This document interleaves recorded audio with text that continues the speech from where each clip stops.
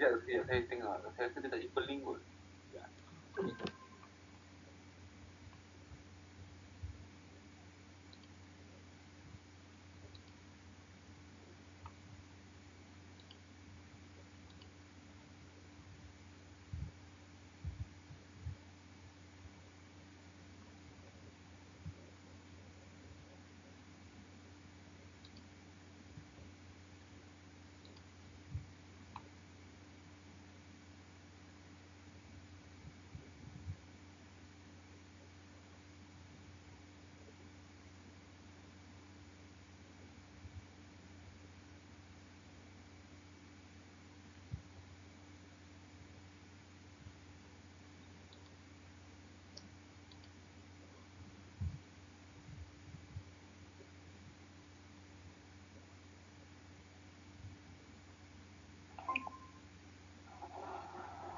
Assalamualaikum, Prof. Waalaikumsalam.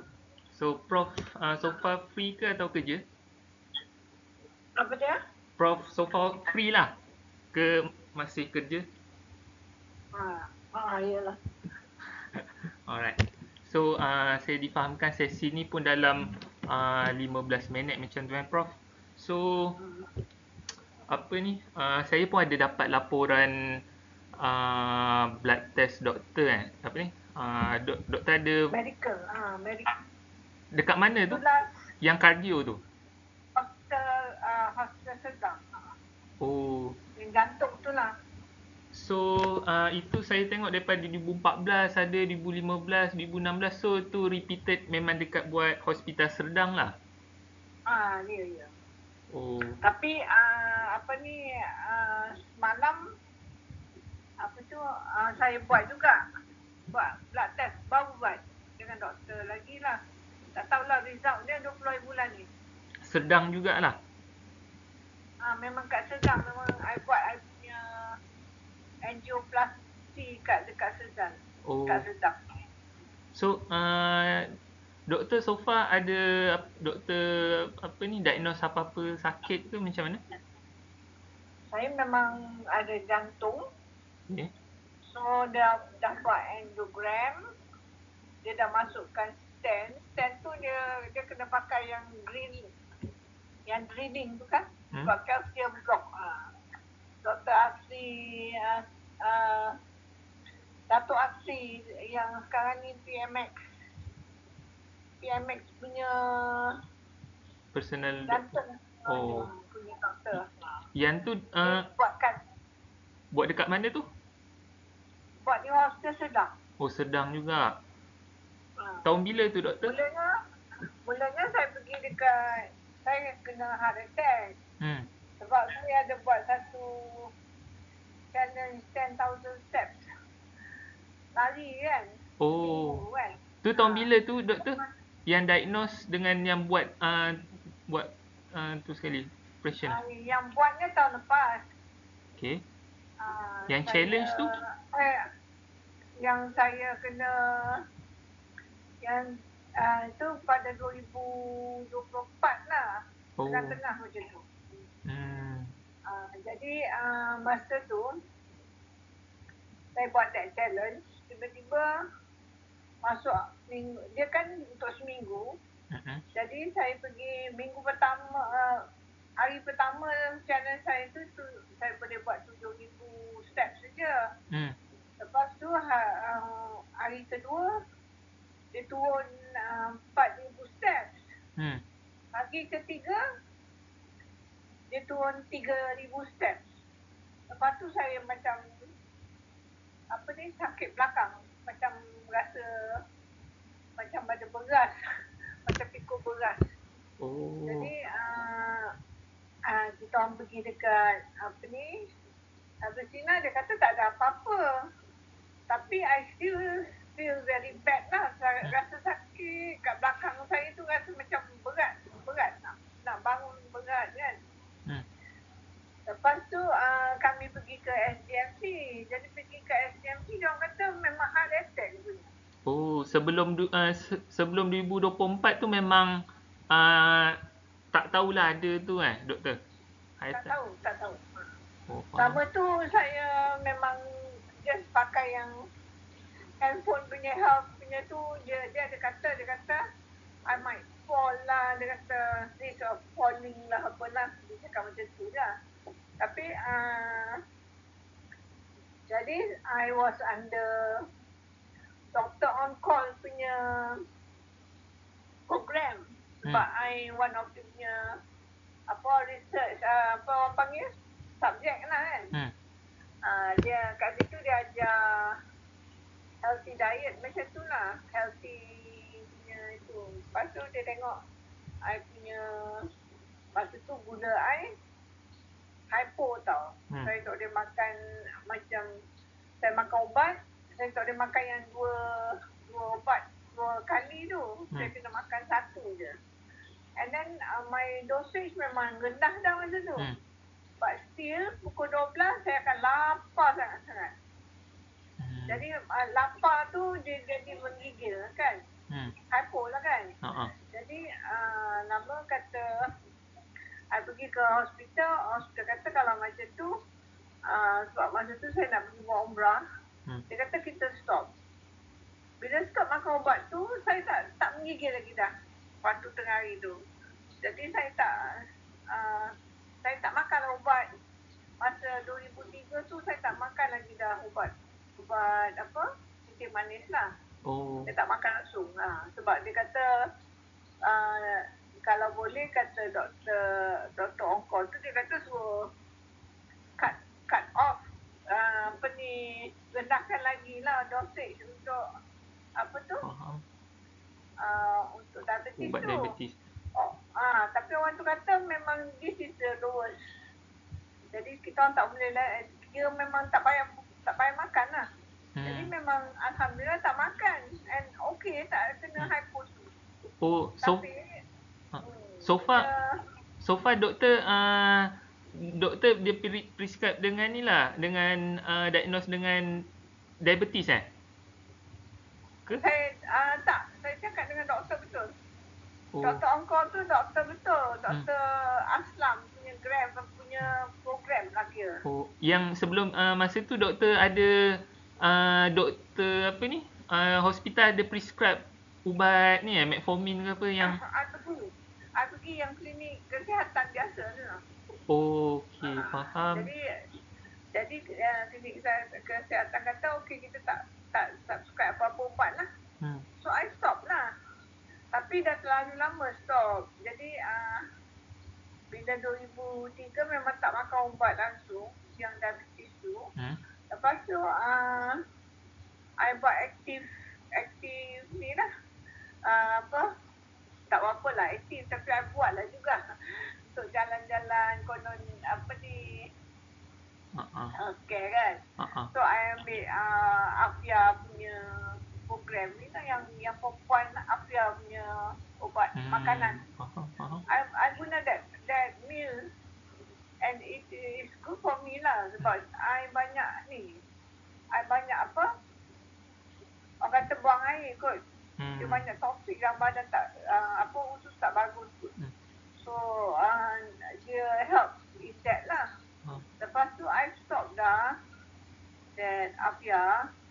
Lepas tu I just went on my own. I punya weight turun dah. Dulu I was I punya weight pernah jadi 91. Lepas tu I turun ke 81. Okay. And then bila I buat Afia dulu, I boleh turun sampai dekat 65 tau. Lepas tu bila I stop dia fluctuate balik lah. Faham. Dia stop and then after that I try to create this apa ni yang orang tu viral apa ni probiotik lah apa ni yang probiotik lah saya makan yang tu lah. Prebiotik macam tu lah. Microbiome. Ya, apple cider lah. Macam-macam gamis lah.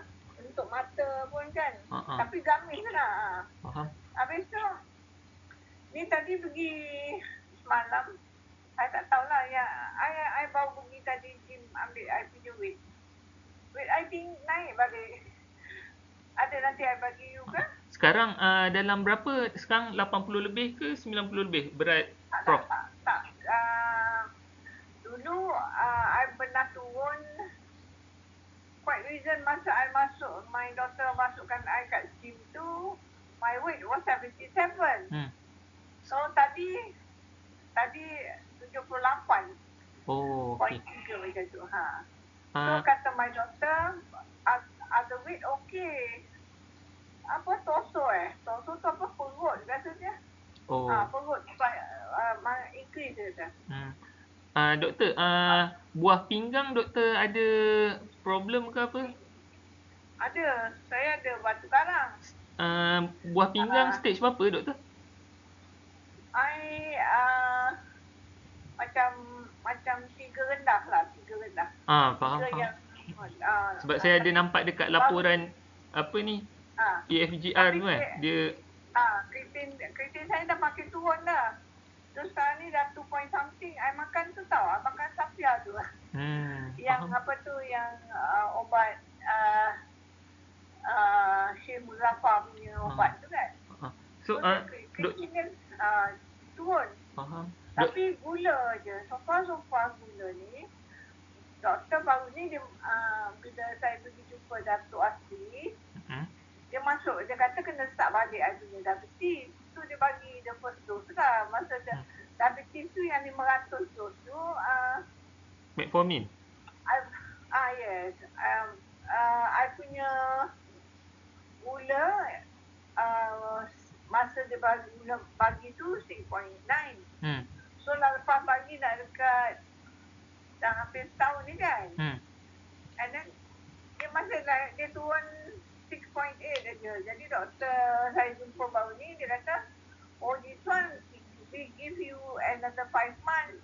Dia kata kalau you masih lagi tinggi macam ni, dia kena masuk another ubat. Dia nak masuk lagi satu ubat lah. Faham. So, sekarang ni dia bagi satu kan? Dia bagi satu ubat dan kencing manis satu je kan doktor? Satu je. Sebab saya tengok dalam laporan doktor tu dia main dekat 6 something kan. Apa ni HbA1c. So kebiasaan sekarang ni dia tak turun ke 5 lah. Dia turun 6.3 9.8 9.7 macam tu je. Dia tak turun. Dia tak naik lagi tapi kat situ je lah. Kadang-kadang ada juga naik sampai 7.3 macam tu. Tak apa. Tapi faham. Sebab kalau yang kefahaman saya lah kan, saya bukan medical doctor lah, tapi trend yang saya nampak biasa kalau 6 something tu dia akan bagi still satu. So kalau pada pandangan saya lah, dia bukanlah isu yang kritikal sangat lah saya nampak kan. Sebab kadang ada patient tu dia tak pernah makan ubat metformin, doktor tak pernah tu, sekali tengok HbA1c dia dah belas-belas tau. So kalau belas-belas ni sebelum doktor bagi insulin tu kadang maksimum dia akan sampai bagi 3 ubat. Tapi situasi Prof kan saya tengok still satu ubat kan, dia maintain dengan 6 something. Should be kalau saya kejap lagi saya akan prescribe macam mana doktor nak kawal karbohidrat tu supaya nanti kita at least dalam masa tempoh 5 bulan kan kita boleh kurangkan lah berat HbA1c tu daripada 6 something, at least kita boleh jadi 5 something. Kalau 5 something tu boleh konsisten sikit, kemungkinan lah saya tengok ada kemungkinan mungkin doktor akan remove lah daripada yang ubat metformin tu. So situasi saya nampak ni macam tu lah. Kalau doktor dia tengok pergi sampai 7 ke 8 tak terkawal, boleh jadi dia akan tambah lagi satu ubat. So makan 2 ubat dalam sehari kan. So far dia macam tu je lah. Cuma my doctor kata should be turun lagi dia kata. Faham. Jadi sekarang ni her aim is to get it lower than that. So supaya lagi 2 minggu kalau saya makan your diet ni, dia kata boleh beritahu doktor that we are trying to use this type of diet and then it works lah. Dia baru nak turun lah. Sebab saya tak tahu result semalam macam mana lah. Sebab that one yang 3 bulan. Betul, HbA1c. HbA1c tu biasa dia punya jangka masa sel tu 3 bulan. So biasa dia akan berubah turun, maksudnya dalam masa trend makan kita dalam tempoh 3 bulan tu. So dia akan itu yang saya tak tahu besok saya tak tahulah semalam macam mana. Result nanti.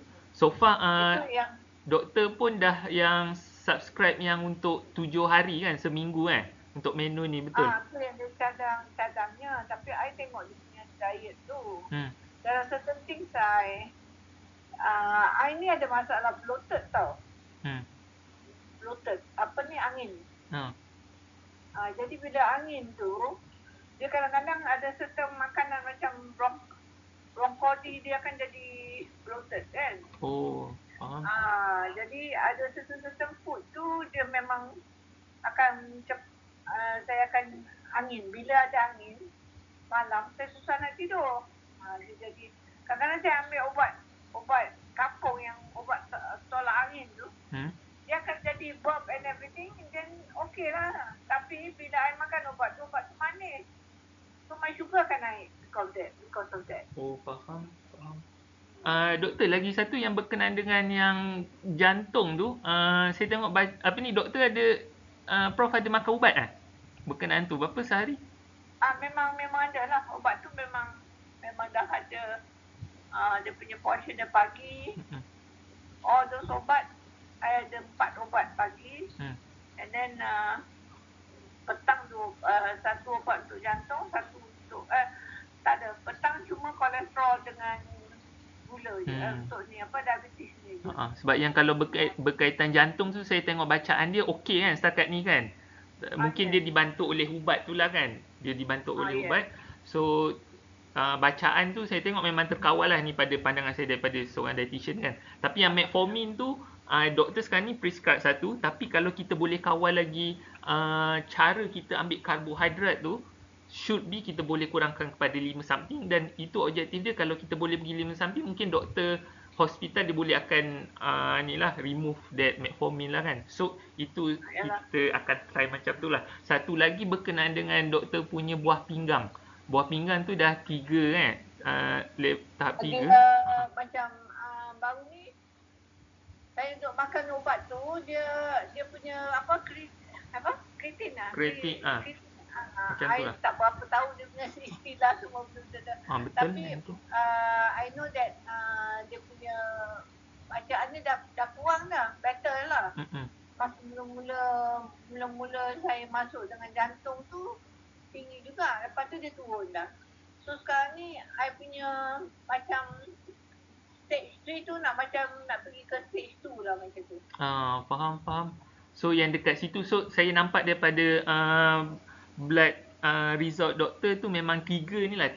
Kalau cara saya akan prescribe makan nanti, 3 ni kita akan fokus pada cara makan yang berkenaan dengan jantung, lagi diabetes dengan buah pinggang. So kita akan try kata 3 benda ni lah. Tapi so far sebab Prof pun dah prescribe untuk 7 hari ni, 7 hari punya menu kan. So by default doktor try fokus makan ini dulu. So kalau makanan yang luar selain daripada yang doktor dah try yang doktor subscribe untuk seminggu ni, doktor kalau boleh try elak dululah. Kalau nak ambil juga boleh, tapi dalam portion yang sikit untuk rasa-rasa saja. Sebab apa? Sebab maksudnya kalau saya makan yang you all suggest tu, yang you all dah prepare for me, I tak boleh makan benda-benda lain lagi lah ya? Should be macam tu lah. Sebab apa yang kita dah prescribe tu, dia ada kiraan total calorie per day tu kan. So dekat situ dia akan akan ikut tu. Contoh kalau sehari doktor makan yang itu saja, doktor mungkin makan dalam 1200. Tapi ialah kita ni dalam our daily life, kita ni kan benda ni ialah practicality. Kadang kalau kita nak makan tu boleh lah, Prof boleh makan. Tapi Prof kena always ingat bukan makan untuk kenyang. Kalau yang tambahan luar tu, kita makan untuk Prof rasa lah. Okay. Itu by default. Rasa je lah kan. Tapi cuma sebab I kan dah beli kan benda-benda yang kononnya nak kuruskan badan kan. Yang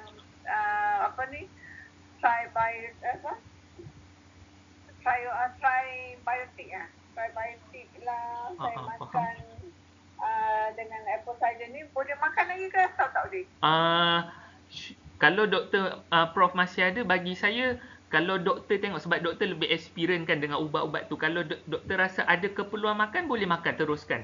Tapi kalau doktor tengok macam tadi doktor dah nampak trend gula boleh naik, bloating tu kurang kan, tapi gula naik, so doktor kurangkan dulu. Doktor pandai lah main. Saya pun tak boleh nak kata terus totally ignore kan. Tapi by default kalau doktor, kalau prof tengok benda tu tak Jadi menyebabkan macam I rasa mungkin macam yang Berpinggang punya yang Dr.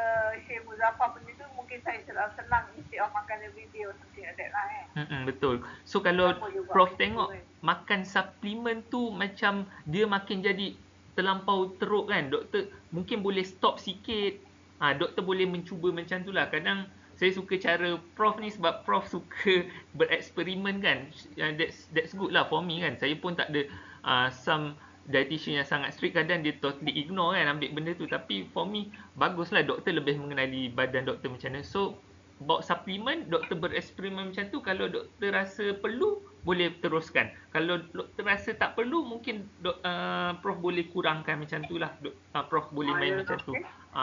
As long as not critically adverse, benda tu jadi teruk dengan disebabkan oleh suplemen tu, so no problem lah. So dekat situ. So itu berkenaan dengan menu planning kita. Yang apa ni 7 hari pemakanan tu prof dah ni dia dah bayar ke dah proceed macam mana? I belum tengok lagi lah. I tengok the first one tu je. Bila I baca the first one sebab I tak nampak pakai spare. Patut dia kena apa orang kata zoom. Tapi tak tahu yang gambar tu tak boleh zoom lah. Jadi I cannot see. So tapi yang the first row tu I tengok dia ada makanan dia bagi strawberry oat tu tu okey lah. Lepas tu nasi tomato rasa dia bagi untuk makan lunch. Lepas tu dia bagi apa lagi yang cuma yang I punya concern is nuts. Sebab I ada allergy sikit untuk nuts. Faham. Jadi dia letak ada satu mix nuts. Tapi mix nuts tu maksudnya bukan semua kacang saya tak boleh makan. Tapi dalam nuts tu, yalah kalau kita overall sebut nuts memang ada benda yang saya tak boleh makan lah. Faham. Tapi ada yang saya boleh makan. Sebab kalau saya minum almond milk boleh pula kan. Macam tu. Jadi saya tak tahu yang mana satu. Tapi nak kena try orang punya lah sama ada tu tak. Ada satu lagi. Dia tulis kat situ apa prawn dengan apa fish tilapia. Tapi prawn udang ni kadang-kadang kalau dia masak tu memang betul-betul fresh udang, I okay. Kalau orang tu masak udang tu tak fresh atau tak boleh masak ke, I akan ada masalah. Faham. Itu je. Saya daripada customer service pun ada mention saya yang doktor prof allergic yang dekat tu kan dua benda, ke kacang dengan udang kan. So for me walaupun kalau benda fresh, kalau benda tu fresh I okay. Tapi kalau benda tu dah diambil lama atau I memang very sensitive lah to that. Nanti dia akan jadi saya kena macam resung lah, dia akan pergi direct kepada resung saya. Batuklah, kulit lah, dia jadi allergy kan. So kalau macam tu doktor prof, kalau doktor berkenaan dengan alergi udang tu kan, sebab kalau yang segar boleh makan. So kalau kita ambil yang menu luar tu kan, lebih senang kalau kita elakkan lah. Sebab kadang kita tak tahu sama ada dia segar ataupun tak kan. So kalau doktor dalam pemilihan menu tu, yelah ataupun nak makan luar ke atau orang lain masak ke sekalipun kan, kita try ignore yang ada menu. Tapi kalau segar tu doktor yang masak sendiri, itu kita boleh consider sebagai untuk pilihan yang lebih ni lah, yang kita boleh mudah untuk kawal kan. So kalau daripada orang luar masak, lebih baik kalau menu tu doktor ignore lah kan. Itu cara pemilihan yang lebih tepat lah. Itu cuma saya tak tahu this one the menu kita yang pilih atau memang dia dah set kan. Dia dah set kan. Dia dah set. Maksudnya masa makan kita buang. Maksudnya kita buang benda-benda yang kita tak boleh makan. Betul. Betul. Ini yang Yelah, saya bukan bahagian yang menu ni kan, tapi saya dapat maklum daripada customer service kalau nanti Prof ada yang certain part kan, ada nak tukar, contoh kalau daripada menu udang tu untuk tukar kepada sumber protein lain, mungkin boleh. Ini yang saya sedikit maklum lah, tapi itu mungkin lebih Prof kena clarify semula lah dengan tu kan. Tapi saya bagi tips sebenarnya doktor macam mana untuk kawal 3 aspek penyakit doktor tu kan. Saya tunjuk slide sikit lah doktor. So doktor boleh nampak slide saya tak? Boleh. Okey. Doktor, saya dah try untuk ni lah susunkan daripada macam mana cara untuk Prof pilih pemakanan harian Prof tu berdasarkan daripada laporan perubatan doktor. So 3 yang saya nampak dekat sini, buah pinggang Prof, dia punya daripada bacaan JFR tu agak rendah sikit. So kita nampak lah bila saya tanya Prof pun level 3 kan. So dekat sini kalau untuk kita kawal pemakanan itu yang berkaitan dengan buah pinggang, yang kita perlu fokus adalah perlu kurangkan garam. So kalau contoh biasanya makanan bergaram ni mesti lebih berasa, lebih sedap kan. So should be kalau cara masakan tu dalam menu harian Prof kena ni lah kena sentiasa alert untuk makanan tu kurang garam. Protein pun Macam mana kalau saya ambil Celtic salt, tak boleh ke? Tak boleh ke? should be kena elakkan lah. Sebab salt ni daripada sodium. Apabila kita kata soal garam ni, dia punya main komponen dia tu Na+ kan, sodium. So benda tu sebenarnya akan dia tinggi dengan garam lah. So by default apa yang saya faham, kalau macam doktor kata salt tu better kita elakkan lah. Dia punya theoretically sodium tu lah yang ada pada garam itu. So cuba doktor try elakkan. Jadi yang protein berlebihan tu maksudnya apa? Okey, Boleh makan apa? Okey, maksud protein berlebihan ni biasa kalau buah pinggang kan doktor, level 2 dia jadi level 3. Nanti kalau dia akan lebih teruk, dia akan pergi level 4. Biasanya kalau level tu lebih tinggi kan doktor, kita perlu kawal sikit portion protein tu. Sebab apa? Sebab keupayaan buah pinggang itu untuk memproses protein itu dia jadi kurang sikit dia punya functioning dia tu. So that's why kalau macam sekarang Prof pada situasi level 3 tu sakit buah pinggang, should be kalau sebelum ni mungkin Prof makan sumber protein mungkin lah kan terlebih banyak sikit daripada recommended. So by default sekarang ni cara yang praktikal Prof, mungkin kalau dalam satu pinggan sajian Prof tu, cara kita untuk kawalkan sumber protein tu dengan ni, Prof tengokkan tapak tangan Prof ni, should be sumber protein tu tak lebih daripada saiz tapak tangan kita ni lah. Kalau dalam pinggan itu suku-suku separuh, protein tu tak boleh lebih daripada suku pinggan tu. Itu cara praktikalnya lah.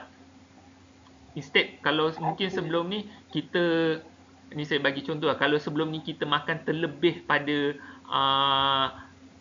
daging contohnya kan, kita makan tak terkawal. So selepas ni mungkin ambil portion yang sedikit macam tu. Kalau telur instead of 2 mungkin kita ambil 1. Kalau ayam pun ambil portion yang sedang-sedang, seketul. Macam tu lah maksudnya secara praktikal.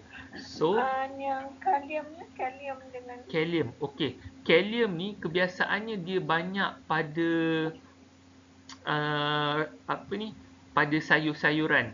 Pada sayur-sayuran. Sayur-sayuran ni dia bagus, tapi kadang bila Prof dia bacaan pada JFR tu dia dah lari sedikit, mungkin kita kena lebih kawal pada ni lah ambilan kalium ni. So kalau kita tengok kalium ni, okey, betul sayur tu bagus, sayur hijau bagus, sayur apa pun bagus, tapi kalau kita nampak ni antara benda yang praktikal lah kita boleh kawal pada kalium ni, saya ada listkan dekat sini. Antaranya Prof kena ni hati-hati pada kentang, ubi keledek, tomato, pisang. Pisang utamanya buah-buahan yang sangat tinggi dengan kalium.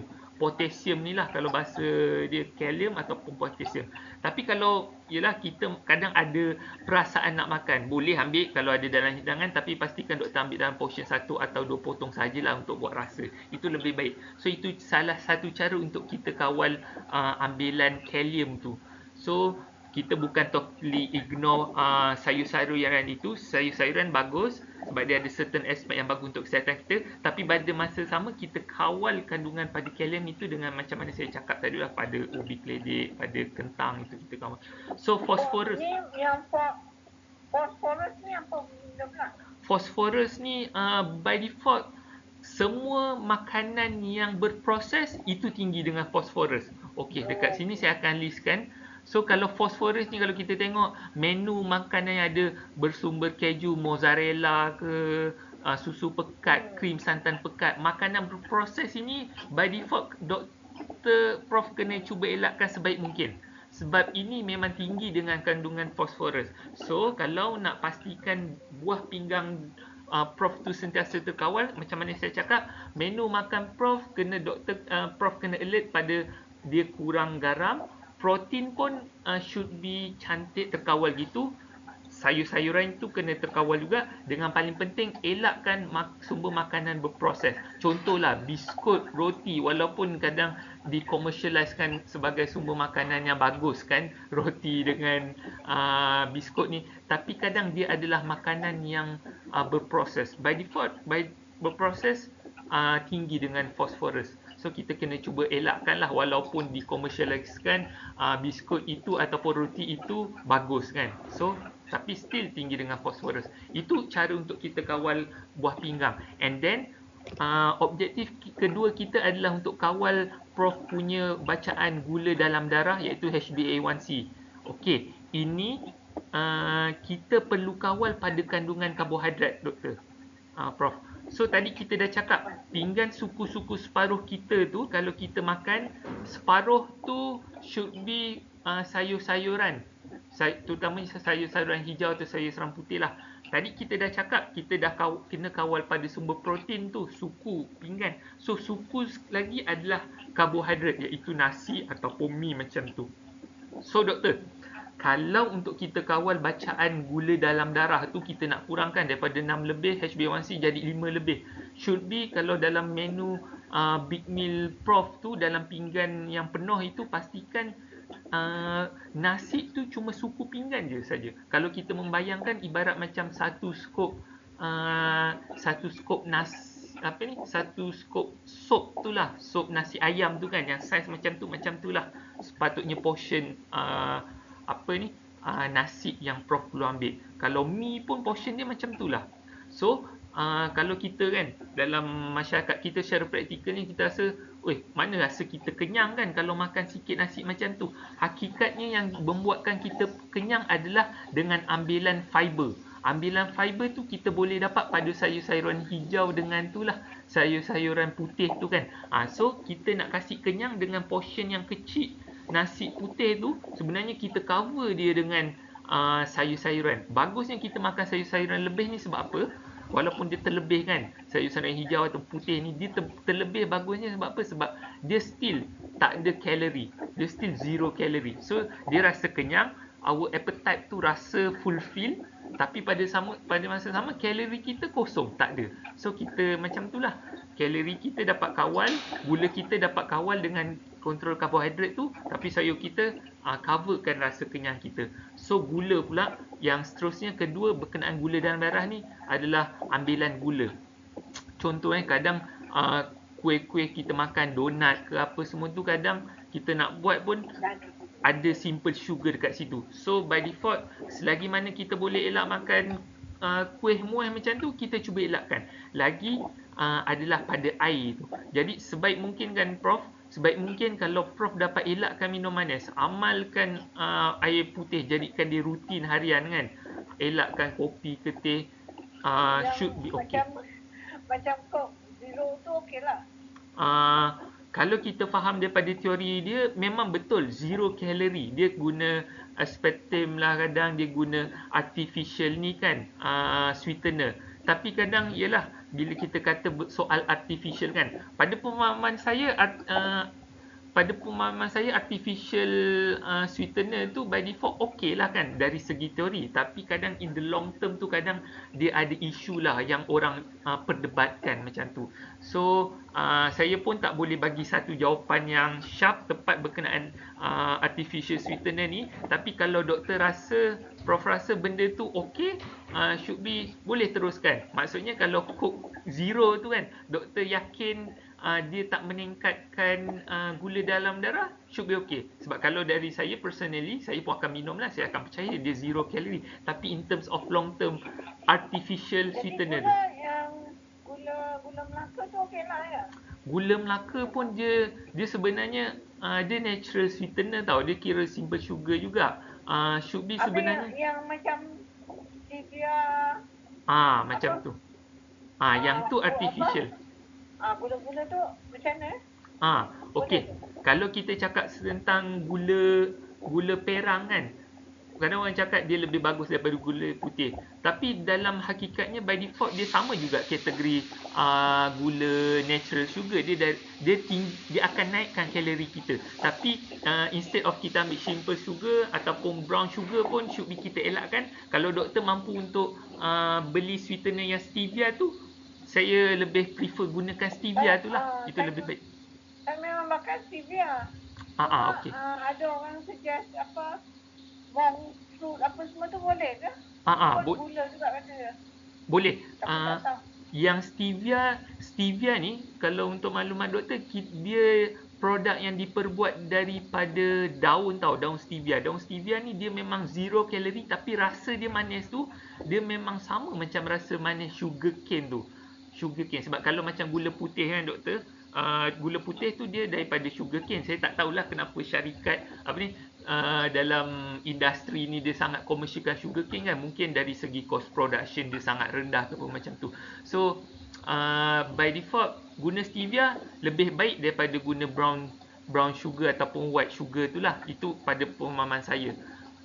So for current situation, kalau doktor nak teruskan stevia, bagus, lagi baik. Tapi kadang kalau kita go deeper lah tu kan, istilah artificial tu bagus ke tak, itu semua ada technical part, itu lain isu lah. Tapi dari segi kefahaman saya, doktor boleh teruskan dengan stevia tu untuk menggantikan brown sugar ataupun white sugar tu lah.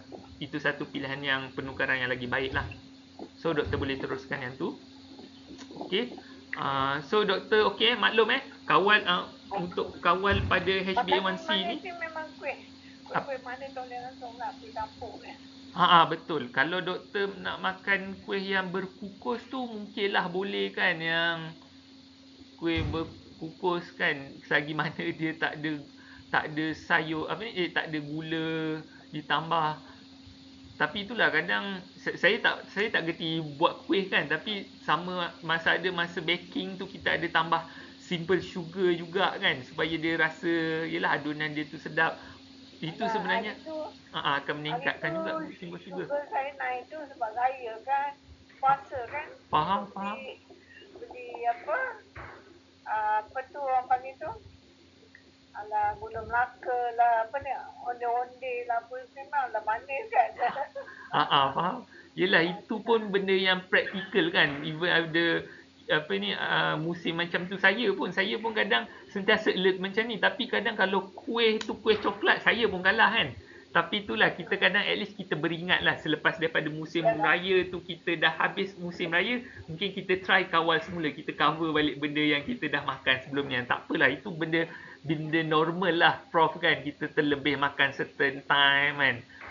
Should be no worries lah. Kadang yelah, benda kadang kita cakap soal psikologi ni kan, mentally, morally. Kadang kalau kita asyik nak kawal saja, kita terlalu straight, morally pun kita burn out juga last kan. Tapi yelah, kita buat mana yang kita okay, buat secara happy, sekali mana kita boleh konsisten kawal dengan our good moral, should be okay lah kan.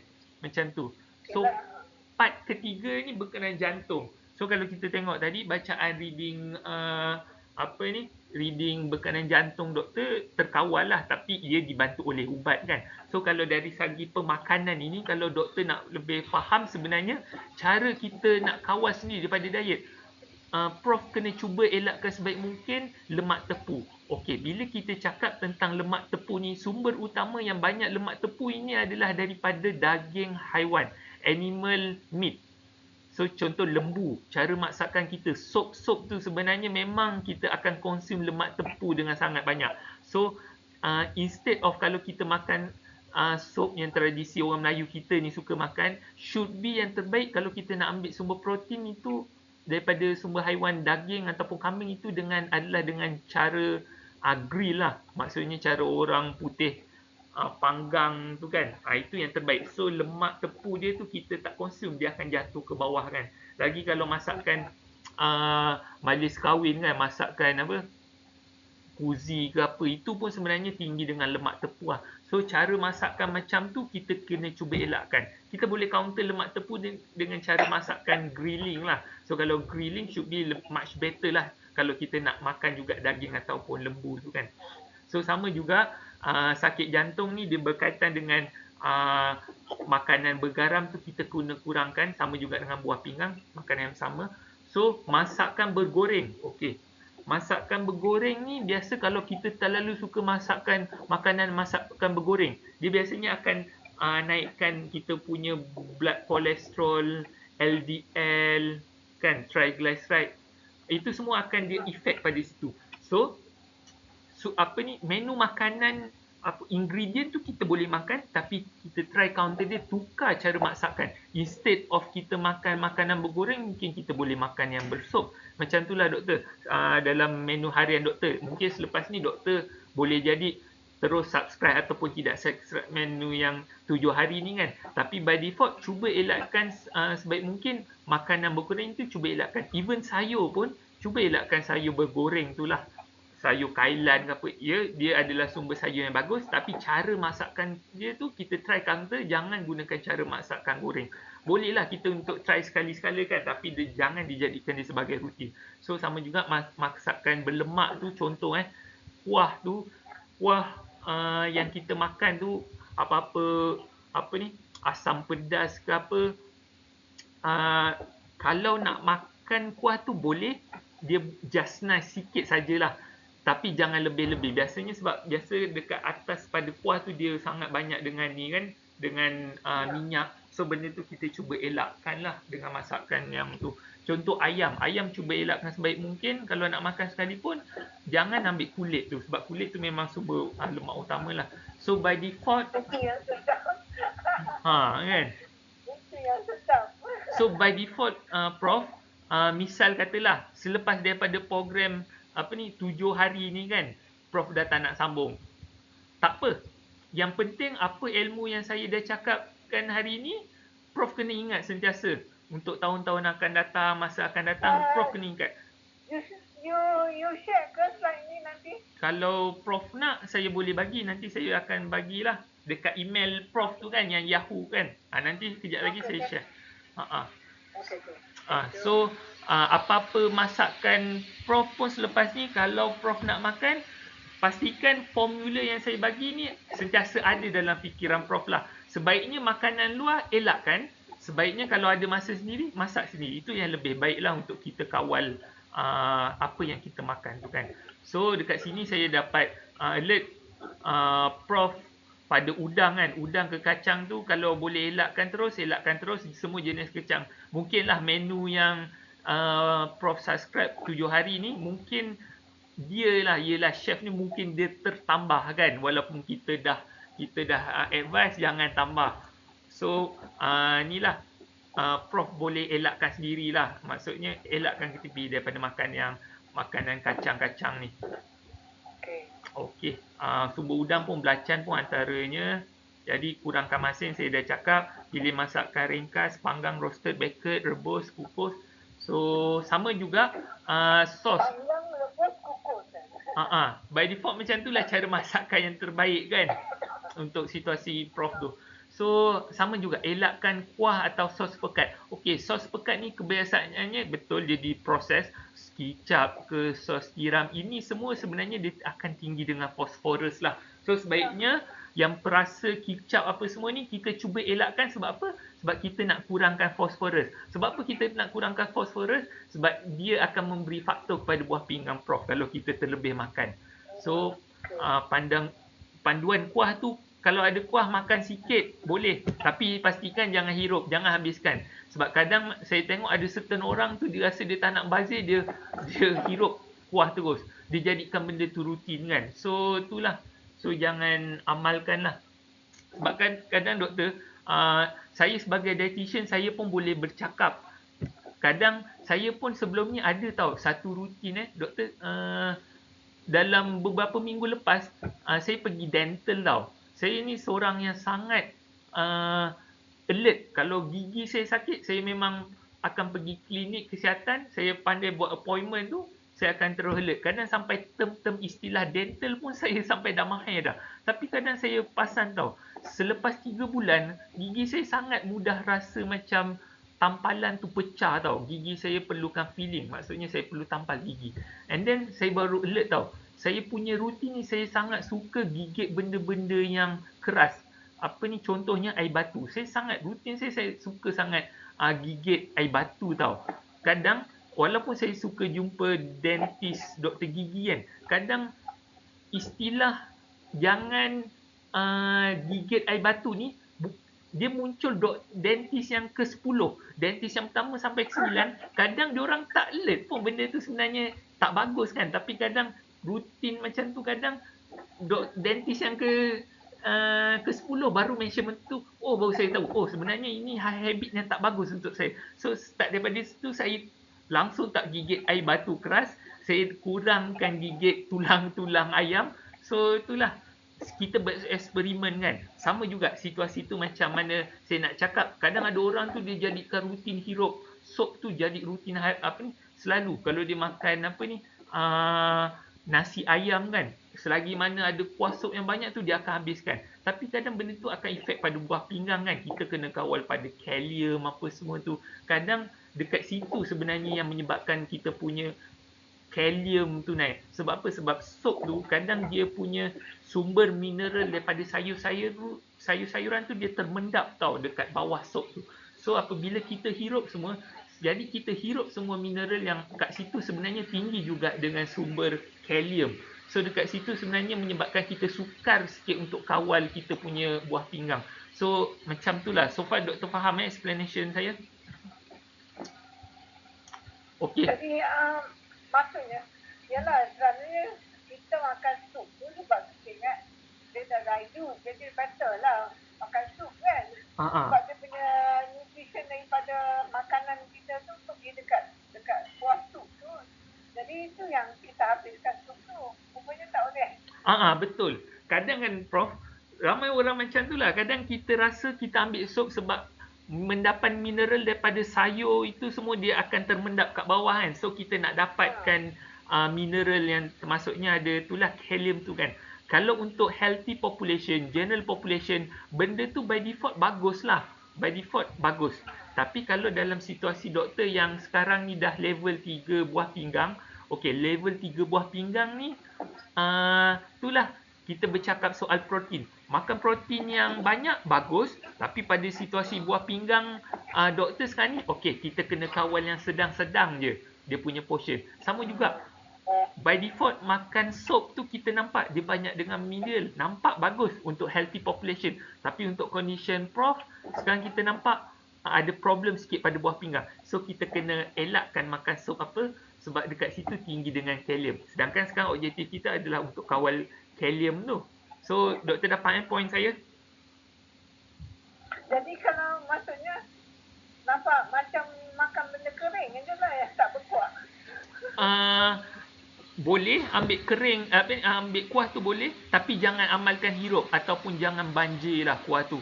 Boleh doktor nak makan kuah tu boleh, tapi pastikan nasi kita tu jangan banjir dan lebihan tu kita jangan hirup. Macam itulah. Buat dia basah boleh lah, boleh.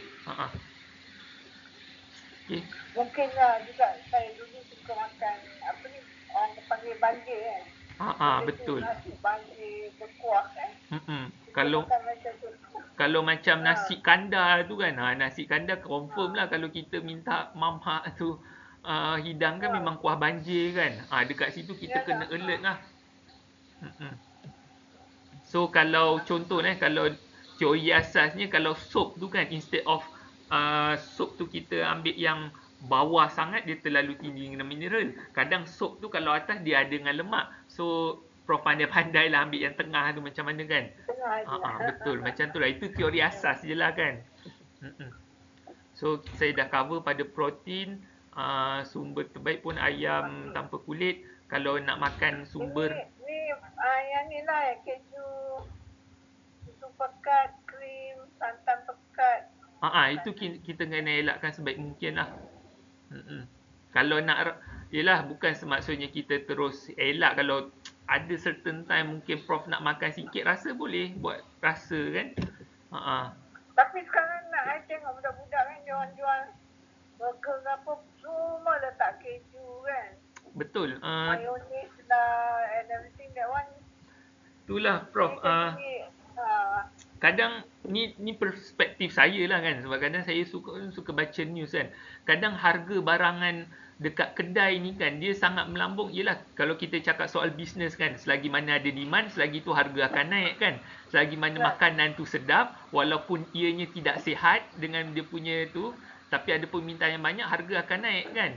Sedangkan should be kita fokus pada kita punya nutrien makanan tu kan. So itulah, overall saya nampak mana-mana makanan pun orang terlalu fokuskan pada commercialize tu lah kan. So bila commercialize tu terlalu bagus, dia akan menutupi khasiat-khasiat makanan tu lah kan.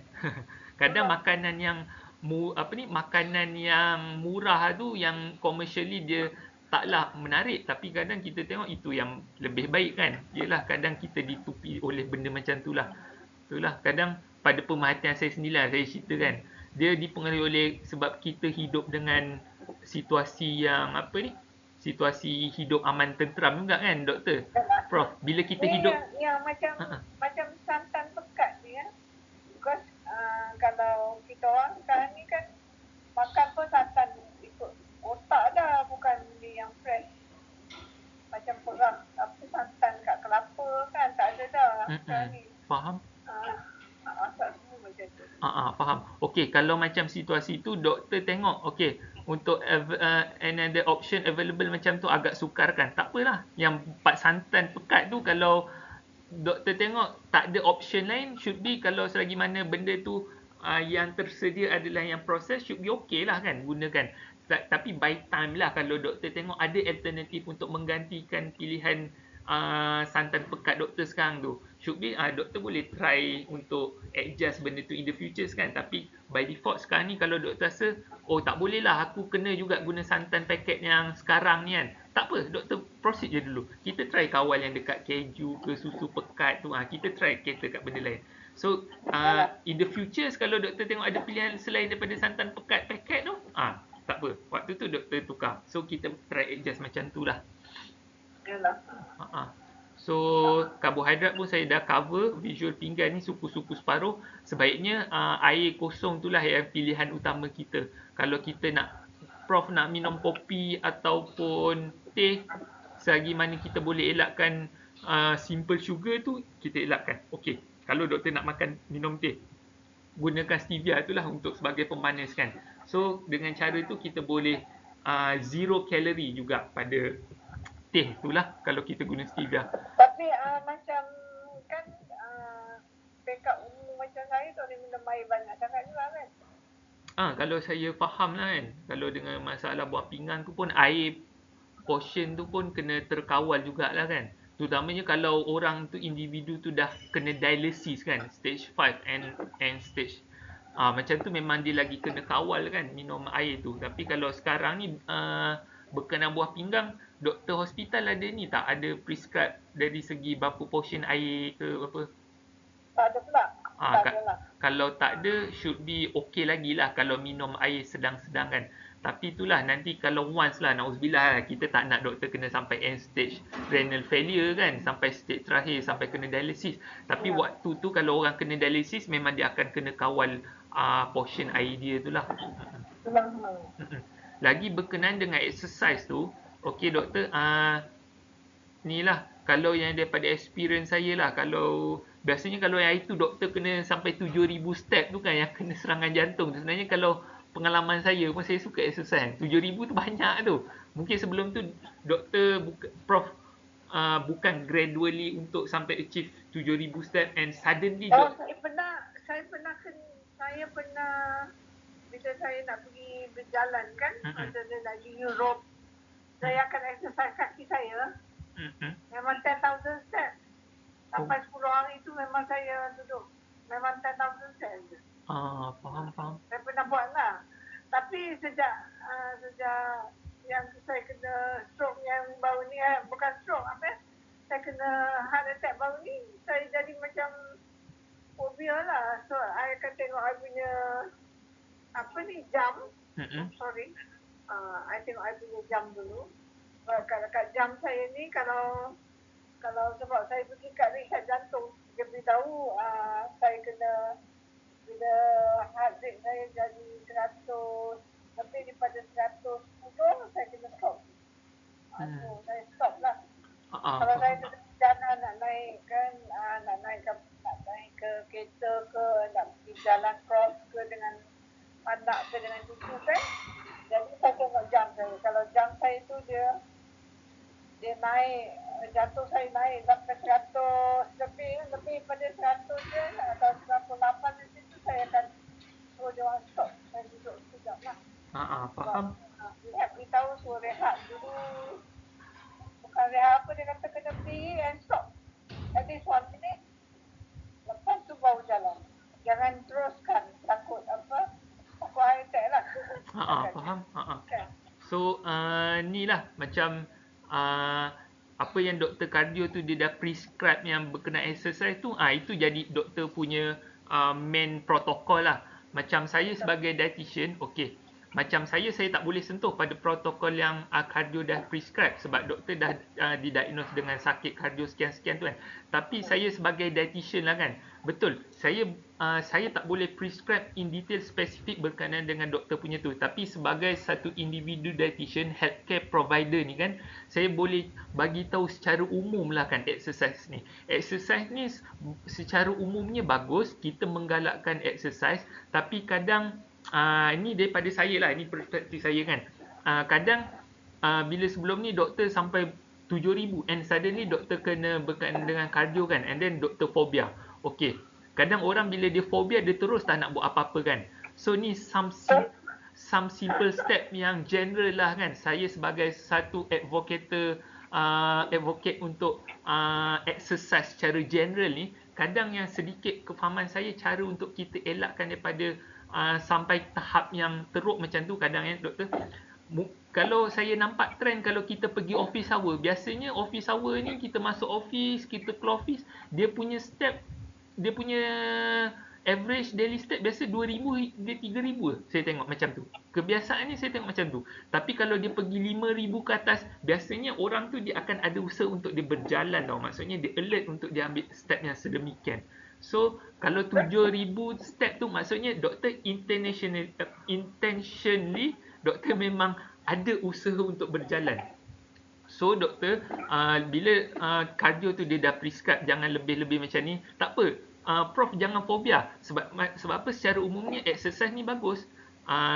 Maksudnya janganlah sampai kita terlalu habit kita terlalu sedentary kan. Tak apa, doktor ambil step berjalan yang selagi mana dia tidak sampai kadar teruk. Okey, jadi caranya macam tu lah. Utamanya gunakan protokol doktor kardio tu. Tapi kalau Prof rasa macam okey, aku rasa macam nak jalan lah tapi aku takut, tak apa, doktor jalan. Tapi selagi mana doktor rasa macam tak rasa bengah ataupun tak tak ada rasa lain macam daripada trend yang tidak sihat tu, should be okay. Tapi kalau doktor rasa ada something wrong, doktor should be stop ataupun try maintain pada phase tu lah. Jangan go further. So itu some basic principle lah yang saya boleh bagi supaya doktor, Prof pun jangan terlalu fobia untuk bergerak kan. Pergerakan tu bagus, dia bagi kita muscle, exercise apa semua kan, tapi jangan berlebihan. Itu by default lah. Macam mana doktor, Prof berani untuk mencuba suplemen tertentu untuk pandai untuk kawal, macam tu lah lebih kurang kan. Itulah sedikit sebanyak supaya nasihat umum saya lah berkenaan exercise. So saya harap Prof pun faham lah dengan penerangan saya ni. Sepatutnya 15 minit je, tapi yelah saya pun free, tak ada apa masalah sampai dekat 1 jam nak explain. So itulah, harap bermanfaat lah. Kejap lagi slide saya akan share dekat Prof. So itu je Prof. Alright. Thank you. Thank you. Nanti you perlu ke I punya weight apa tak ya? Tak apa sebab ni one off consultation je. So kalau misal katalah Prof lepas ni ada berminat untuk consultation apa ni dengan diet untuk sesi-sesi akan datang, mungkin boleh ni lah, boleh further, mungkin boleh further dengan saya dietitian Amirul Akmal. So itu sajalah. Alright. Okay, insyaAllah. Alright, thank you doktor. Okay, terima kasih banyak Assalamualaikum. dengan nasihat, insyaAllah. Saya cubalah apa yang boleh. Okay. Alright. Assalamualaikum. Assalam.